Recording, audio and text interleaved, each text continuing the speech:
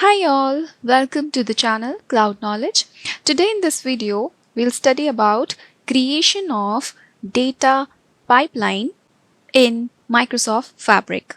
So here is the portal where I am in my workspace. Here we have the option plus new where in the drop down we can see the different options. We can create a data pipeline, data flow and other options. In this video, we will create a data pipeline. So we'll click on data pipeline. It will open up a prompt where it will ask us the name of the pipeline. So we'll write it as pipeline. I'll write here my first pipeline. Click on create.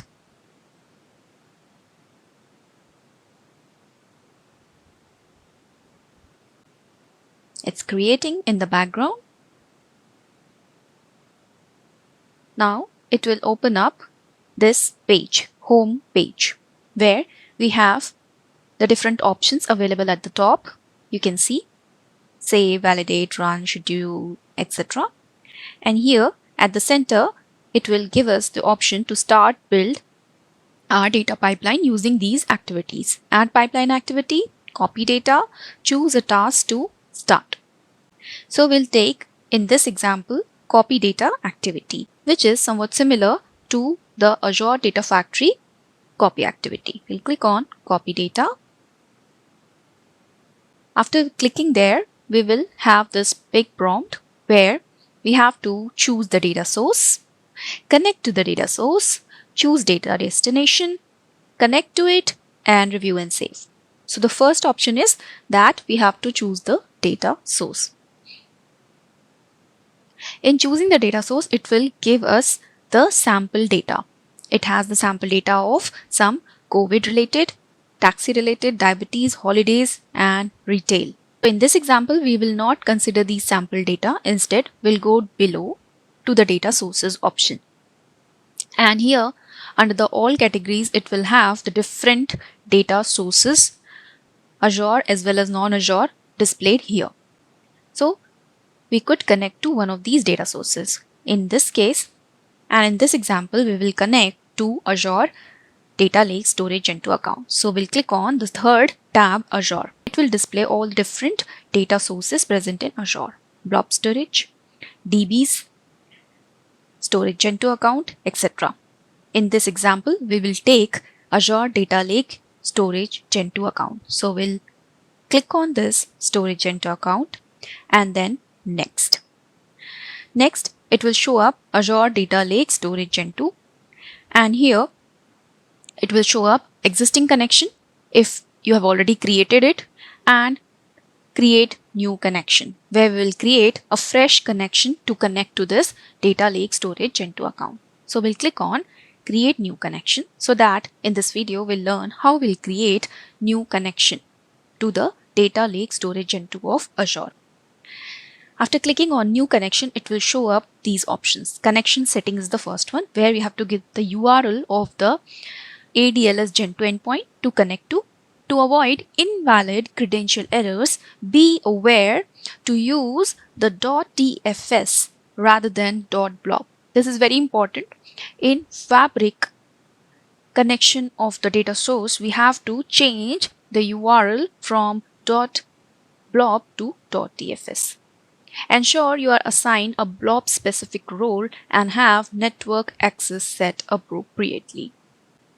Then we have the other connection related credentials. So we'll first take the URL of the storage Gentoo account. So in this case, we have to connect to the Azure Data Lake Storage Gentoo account. Let's go to the Data Lake Storage Gentoo account. So here we have this storage Gentoo account, and in this account we will go to get the endpoint. It is present under the settings here in the endpoints. Blob service, file service, queue service, table service, and data lake storage. So here for the data lake storage, we'll take this URL. Just copy it and paste here.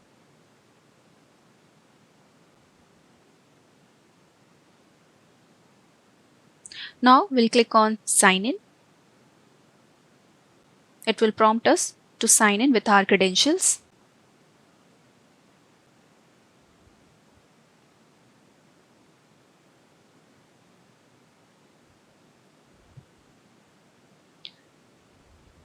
So the sign in is done.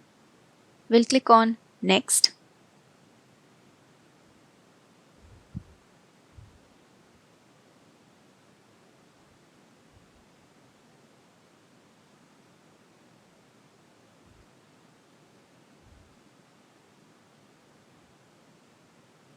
And now, after connecting to the storage Gen 2 account by giving the endpoint of that storage Gen 2 account and giving the credential, we could see the file system or the file which is present inside that storage Gen 2 account. So if we go back to the Azure portal and to the containers here for this storage Gen 2 account, we could see that the same folders and the files are displayed here in the Fabric portal. Since we are connected to the Azure Data Lake Storage Gen 2 account by giving the endpoint and the credential, now we are connected to that data source and we could see the different folders and the files present inside that Gen 2 account. Now we'll select one of the file which we are going to copy in this example. We are inside the input folder and there are 3 CSVs present here. So we'll select this pivot CSV. On the right side, we could see it is loading the data preview of that CSV. Data has loaded. We could see that it has 3 columns, name, year and sales with 10 rows. At the top, we have few settings like the file format, column delimiter, row delimiter. First row has had a selection to turn off or on, enable or disable. The data looks fine to us. We'll click on next. So the connection to data source we have selected. Next is to choose the destination. What should be the data destination? In this case, we want to land the data into the SQL database. So we'll select the target as Azure SQL database from the section of all categories, or we could go directly to the Azure specific data sources and select Azure SQL database. Click over it, click next. Then again, it will ask the same existing connection or create new connection. If the connection does not exist, create a new connection. Click on create new connection.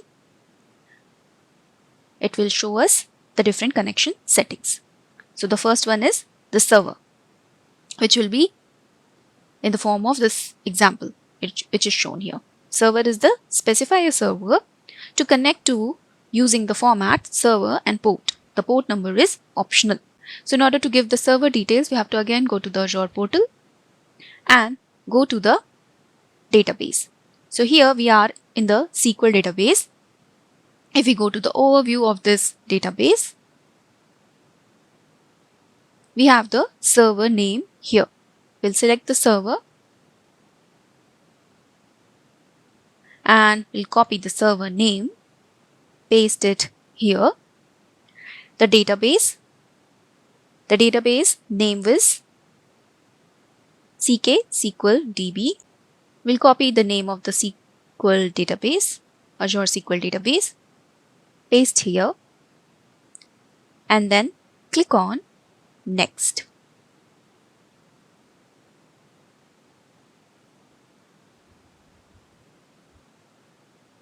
The next page will show us load settings, destination table name.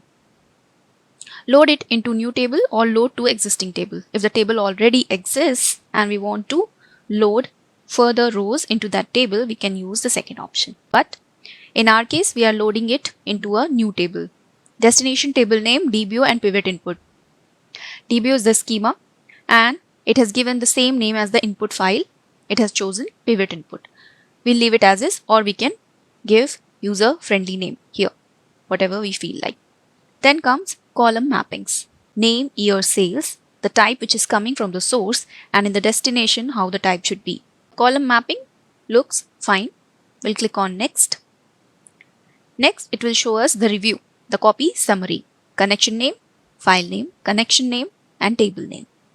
From this pivot input CSV, it will be going to the SQL database with the table name as dbo.pivotinput. Then at last, here we have the option start data transfer immediately. This will start running the current pipeline immediately after it's saved successfully. Okay, so we'll let it be checked. We'll click on save plus run. Click over it. Here at the top right side, we can see it is gathering the changes. Saving completed, successfully saved. Let's wait. It's running now. My first pipeline is running.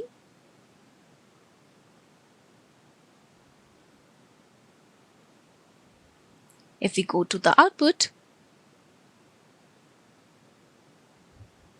and click on refresh, it will show us the copy, activity name, and the status succeeded. If we go here, same as data factory, copy activity, it will show us the input which we have given. That is the schema of the data which is coming from the source, and the output here.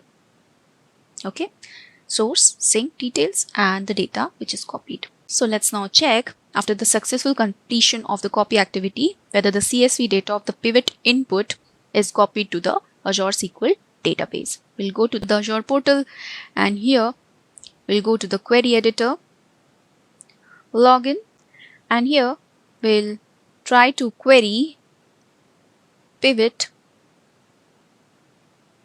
input table, and it should hold the same data. Yep, it has 3 columns, name, year, and sales, and the same has been copied. The same has been created with the help of copy activity present in the data pipeline of Microsoft Fabric.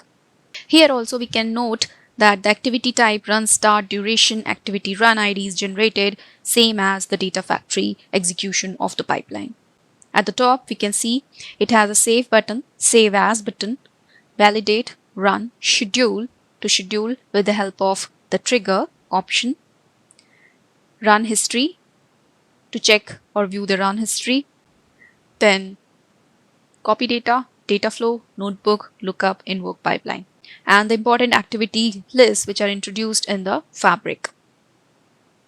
I hope you have understood the creation of data pipeline in Microsoft Fabric, and now you can also create your first pipeline in Microsoft Fabric following the same. Thank you for watching the video. Do let me know in comments if you have any questions on Fabric or creation of the data pipeline in Fabric. Thanks for watching. Happy learning. Bye.